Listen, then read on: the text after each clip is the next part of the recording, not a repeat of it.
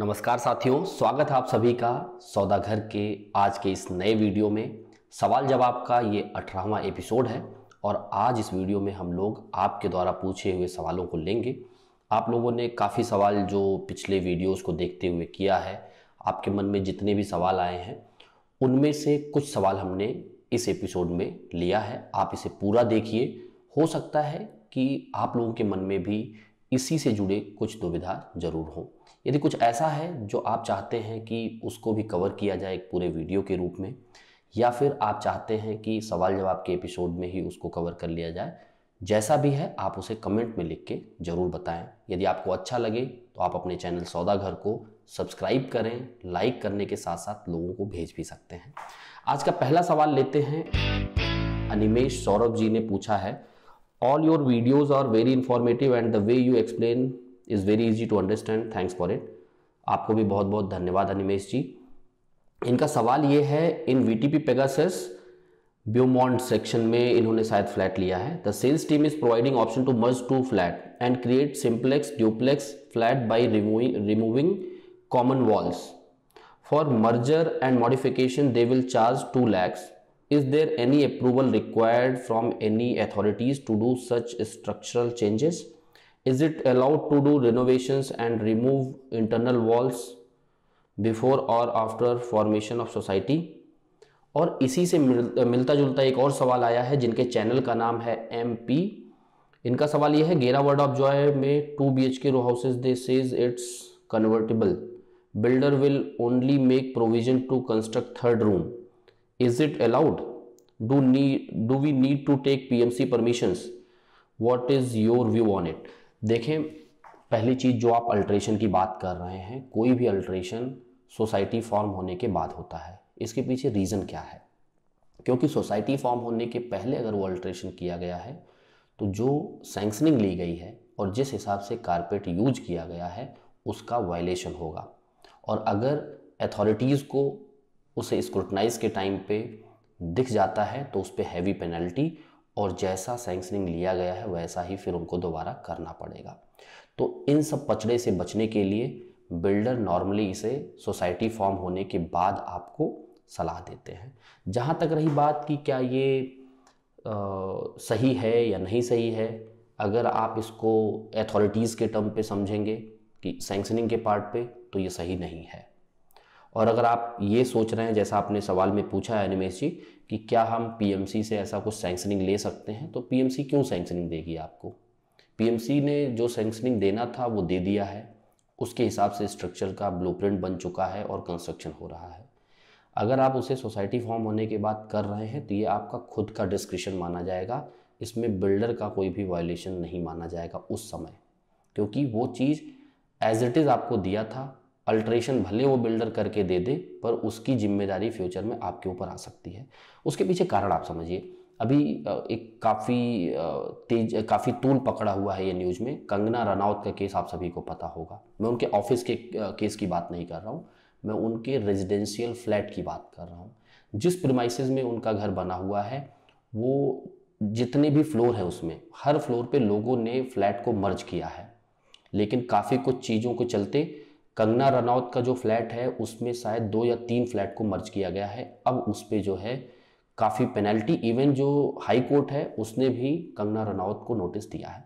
तो मेरा ये कहने का मतलब ये है कि अगर कभी अथॉरिटीज़ के नज़र में आता है तो वो गलत होगा। नॉर्मली ऐसी चीज़ें लोग करते हैं क्योंकि उनको बड़े स्पेस की ज़रूरत है, जो कि एक फ्लैट में नहीं हो पा रहा है, तो वो 2 फ्लैट को कभी मर्ज करते हैं। कई बार ऐसा होता है कि आप बेडरूम के जो कॉमन वॉल है उसको हटा के आप रूम को बड़ा करते हैं।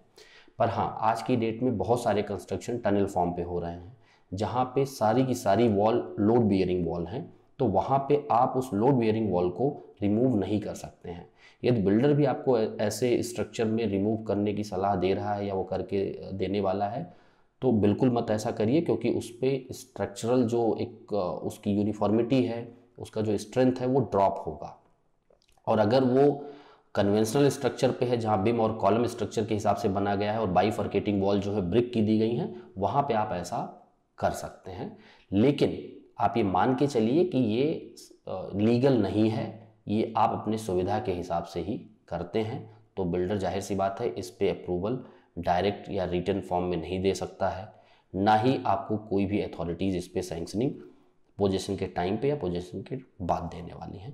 तो ये चीज़ क्लियर हो जाना चाहिए। यदि आपको सुटेबल लग रहा है अपने हिसाब से तो आप सोसाइटी फॉर्म होने के बाद उसे कर सकते हैं। अगला सवाल लेते हैं अविनाश कुमार जी का। Sir, one of my relative is saying that builder is giving advance payment scheme under which they will give some discount on total cost of flat. Is it wise to go with that scheme और is it some kind of trap for buyers? देखिए अविनाश जी, पहली चीज़ ये कोई scheme नहीं होती है। Advance payment scheme ये कोई स्कीम नहीं है जिसको रोल आउट किया जाए मार्केट में। पर हाँ, कई बिल्डर ऐसे हैं कि जहाँ पे आप कंस्ट्रक्शन जब स्टार्ट होता है उस टाइम पे आप उनको जितना डिमांड उन्होंने किया उससे ज़्यादा अगर आप पेमेंट कर रहे हैं तो वो आपको एक फ्लेक्सिबिलिटी दे सकता है कि आने वाले पेमेंट को आप इस तरीके से कर लीजिए, या फिर वो आपके कॉस्ट में कुछ कम कर देगा, क्योंकि जो पैसा उसको 6 महीने में मिलने वाला है वो आपने अपफ्रंट दे दिया, या फिर आप डाउन पेमेंट कर सकते हैं टोटल अगर आपके पास है। तो उस केस में जो पैसा रिकवरी होगा साल से 1 साल से 3 साल के अंदर और वो उन्हें जल्दी मिल रहा है, तो उनका बाकी जो काम है कैश फ्लो का वो अच्छा हो जाता है आपके पैसे से। तो उसका जो बेनिफिट है, अगर वो कहीं से लोन लेते तो उसका इंटरेस्ट बेनिफिट आपको दे देंगे, या फिर वो पैसा वो कहीं यूटिलाइज कर रहे हैं जहाँ से उनको फ़ायदा मिलने वाला है तो उसका भी एक आपको गेन जो है, जो उनको गेन हो रहा है उसका एक पोर्शन आपको ट्रांसफ़र कर सकते हैं। तो वो सीधा सीधा आपके कॉस्ट में कंपनसेट कर देते हैं। पर ये चीज़ आप हमेशा रेपुटेड बिल्डर के साथ ही करिए, जिनकी लेगेसी अच्छी है उन्हीं के साथ करिए। अगर आपको लगता है कि ऐसा करने से काफ़ी ज़्यादा आपकी सेविंग हो रही है, काफ़ी ज़्यादा यानी कि आपको 5 से 10% का बेनिफिट मिल रहा है कॉस्ट में, तब आप ऐसा करिए। लेकिन अगर उस बिल्डर की लेगेसी बहुत अच्छी नहीं है तो आप ऐसा मत करिए, आप फंस सकते हैं, क्योंकि आपने पेमेंट पूरा दे दिया, अगर वो पोजीशन डिले हो रहा है तो उसमें आप कुछ नहीं कर सकते क्योंकि आपके हाथ से पैसा निकल चुका है। और ऐसा होने से आप कल को रिफंड भी ले लेंगे तो आपके लिए अपॉर्चुनिटी लॉस होगी, क्योंकि जितना समय गया, जितना आपने माथापच्ची किया 5 लाख 2 लाख रुपए बचाने के चक्कर में, वो पूरा का पूरा आपका टाइम निकल गया और फिर से आपको हंटिंग करनी पड़ सकती है।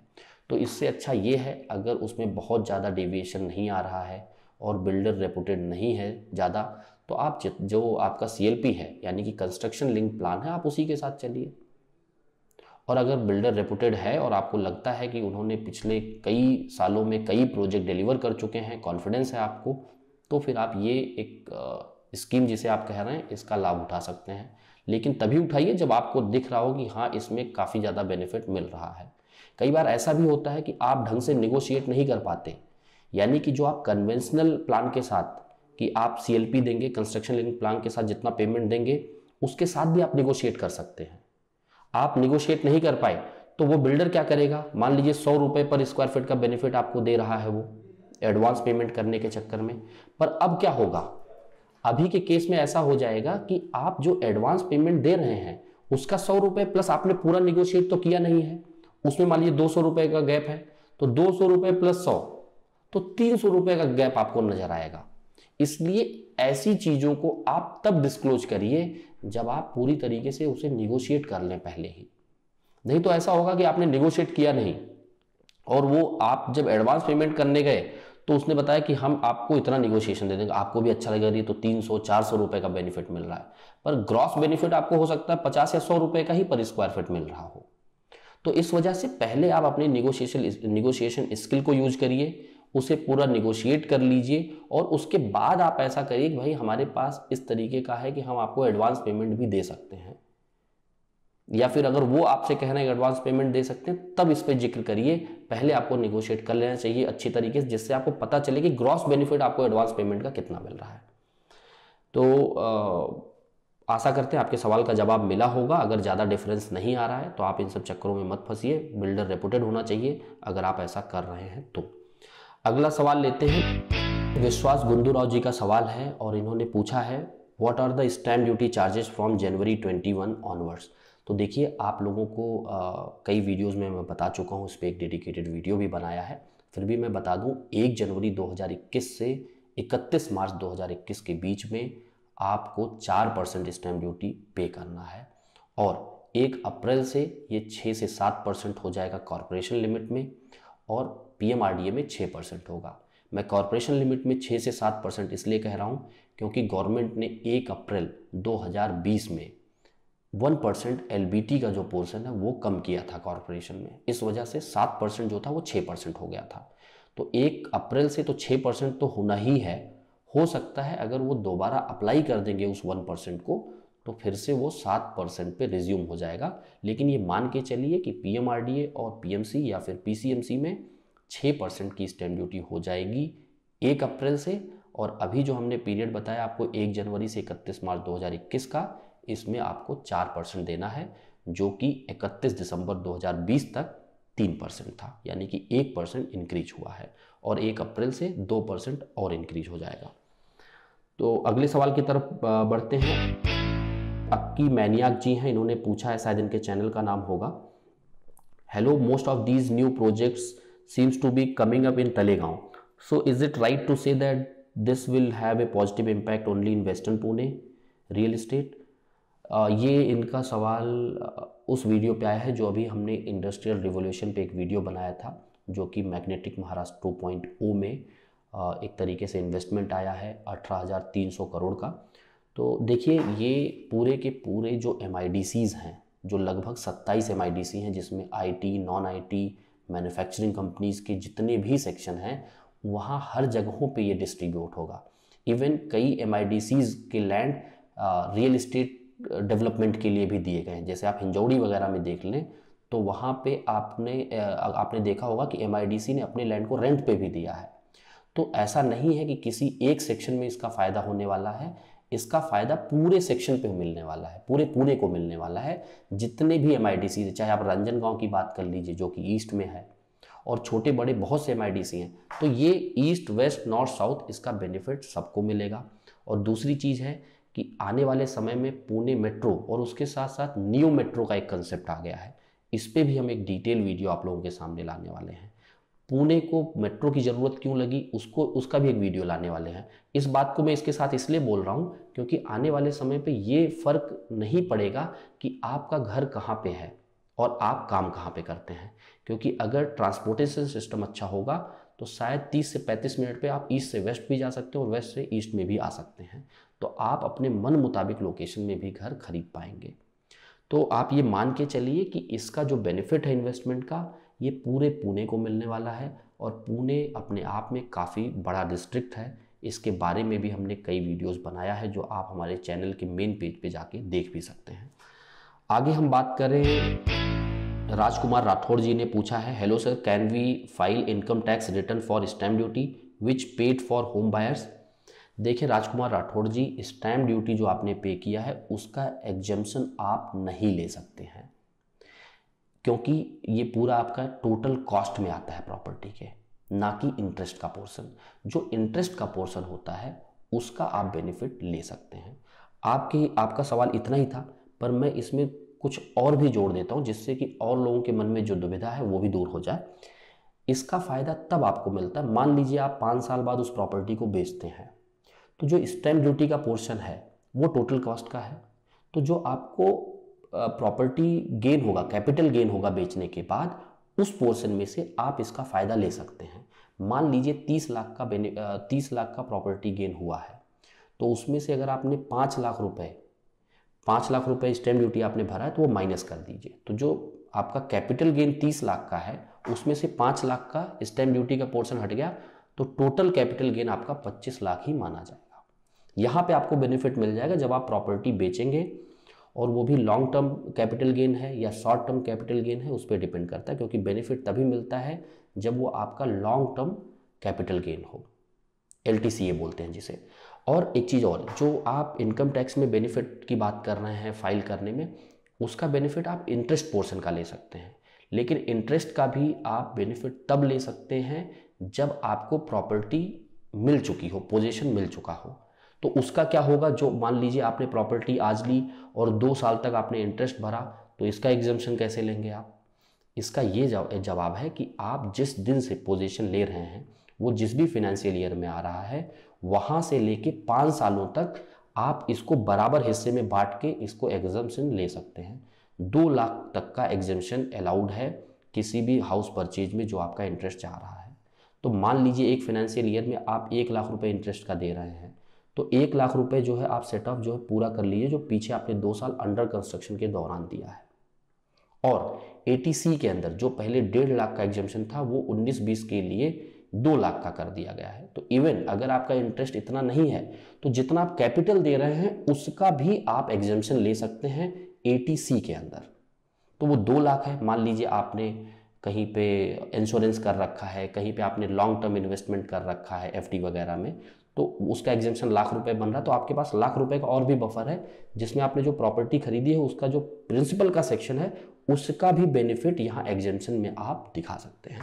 आशा करते हैं आपके इस सवाल के जवाब में जो बाकी चीज़ें हमने जोड़ी है उससे कई लोगों को फायदा हो सकता है।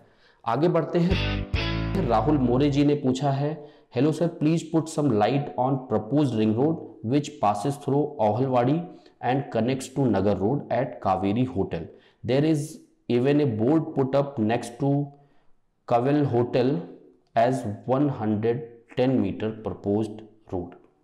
देखिए, रिंग रोड के बारे में हमने ऑलरेडी पीएमआरडीए से बात की है। हम कोशिश कर रहे हैं कि एक बार इनका ब्लूप्रिंट हमें मिल जाए जिससे हम एग्जैक्ट लोकेशन डिफाइन कर पाएँ, क्योंकि हो ऐसा रहा है कि बहुत से बिल्डर बकोरी रोड के आसपास भी रिंग रोड को दिखा रहे हैं, बहुत से लोग इसको जो है केसनंद रोड पे भी दिखा रहे हैं, और बहुत से लोग इसको बायफ रोड के पहले भी बता रहे हैं। अगर हम ये वाघोली वाले सेक्शन की बात करें, चरोली के सेक्शन में आप देखें तो प्राइड वर्ल्ड सिटी के पीछे से जा रहा है रिंग रोड, जिसमें से कुछ हिस्से का काम भी चालू है। तो क्या वो रिंग रोड है या नहीं है, इसके लिए हम लोग ब्लूप्रिंट कोशिश कर रहे हैं जल्द से जल्द मिल जाए। और हमने कई सेक्शन का ऑलरेडी ड्रोन फुटेज वीडियो निकाल लिया है। वो आने वाले समय में जब एक साथ हम रिंग रोड को portion by portion, part by part हम कवर करेंगे तो आप लोगों के सामने आ जाएगा। थोड़ा वेट करिए, बने रहिए, सब्सक्राइब कर लें और बेल आइकन को भी ऑन करके रखिए, जिससे कि जब भी हम वीडियो डालें तो आप उसे देखिए। जितने भी वीडियो हम लोग सौदा घर के इस प्लेटफॉर्म पे डाल रहे हैं ये सब कुछ आपके लिए है। आपको अवेयर करने का हमारा एक मुहिम है कि हर एक वीडियो से आपकी सारी दुविधा दूर की जाए, चाहे वो प्रोजेक्ट से रिलेटेड हो, चाहे वो लोकेशन से रिलेटेड हो, रोड से रिलेटेड हो, या फिर आपको खरीदने से पहले जो जो चीज़ों की ज़रूरतें पड़ती हैं, क्या क्या जानकारियाँ ज़रूरी हैं, कैसे आप नेगोशिएट करें, कैसे आप शॉर्टलिस्ट करें। ग्राउंड सपोर्ट टीम भी आपकी उसी तरीके से मदद करती है। आशा करते हैं लगातार आप सौदा घर के प्रयासों को पसंद कर रहे होंगे और आप इसी तरीके से अपना प्रोत्साहन बनाए रखिए। यदि आप पसंद करते हैं तो आप हमारे वेबसाइट पे भी विजिट कर सकते हैं saudaghar.com पे। अलग अलग प्लेटफॉर्म पे अलग अलग तरीके से हम लोग आपके सामने तमाम वीडियो, तमाम ब्लॉग्स भी ला रहे हैं। इसी आशा के साथ जल्द मिलेंगे एक नए वीडियो के साथ, एक नई जानकारी के साथ। तब तक के लिए धन्यवाद, नमस्कार।